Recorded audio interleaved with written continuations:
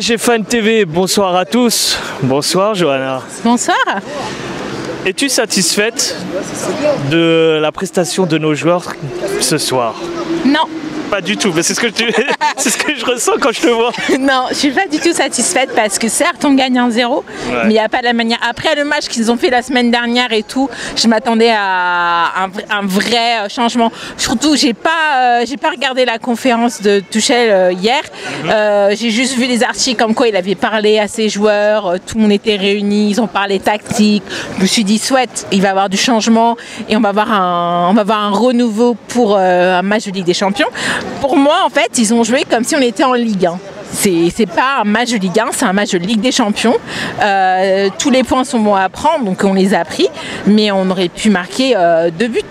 Est-ce que le fait qu'on ait un matelas assez confortable, on est à 5 points du deuxième, qui est notamment le Real, fait que il nous propose ce soir une telle prestation, comme en Ligue 1 quelque part? En fait, c'est se contenter de faire le minimum. Je suis désolée, les gens ils se déplacent, ils veulent voir du spectacle, ils veulent voir du jeu. On veut faire peur aux adversaires en leur prouvant regardez ce qu'on peut faire. Mais c'est pas comme ça qu'on donne la frousse aux gens, quoi. On doit affronter le Real dans environ quelques semaines. On va chez eux. Si on va avec cette mentalité comme ça, on va se faire manger, on va faire la remontada. Hein. Donc non, pour moi, le PSG n'a pas été convaincant ce soir. Il n'a pas été assez rassurant. Voilà. Tu parles de suffisance tout à l'heure.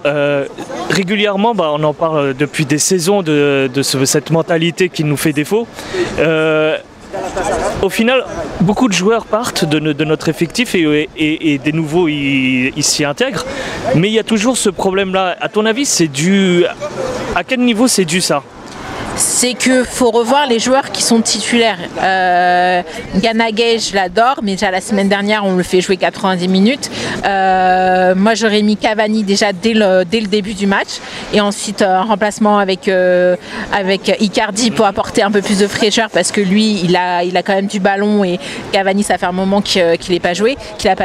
Quand il fait rentrer Cavani, on a l'impression qu'ils se sont tous repliés à la défense. Je ne sais pas si c'était une volonté du coach, mais on a eu un penalty, heureusement que Navas l'a arrêté, sinon on allait un partout. Ce genre de schéma, tu le fais quand on mène 3-4-0.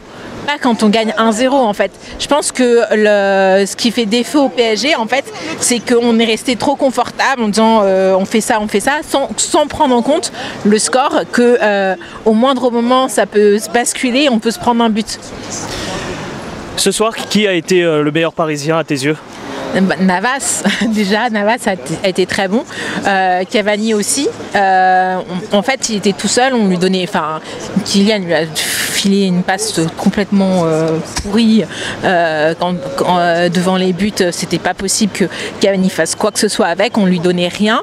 Mais voilà, Cavani, contrairement aux autres, il allait après le ballon. Il allait, il cherchait, il a essayé d'apporter des solutions, il était partout, il était en défense, en milieu et tout. Il donnait envie. C'est ce que je voulais. En fait, je voulais qu'il y ait 11 Cavani, pas de Navas, mais 10 Cavani sur le terrain et pas qu'un seul. La mentalité, en fait. D'accord, très bien. Je te remercie encore. Un dernier mot à ajouter pour terminer? On joue à Brest. On joue à Brest. Ouais, j'espère qu'on va gagner à Brest. Voilà. J'espère. Merci à toi, Johanna. De rien.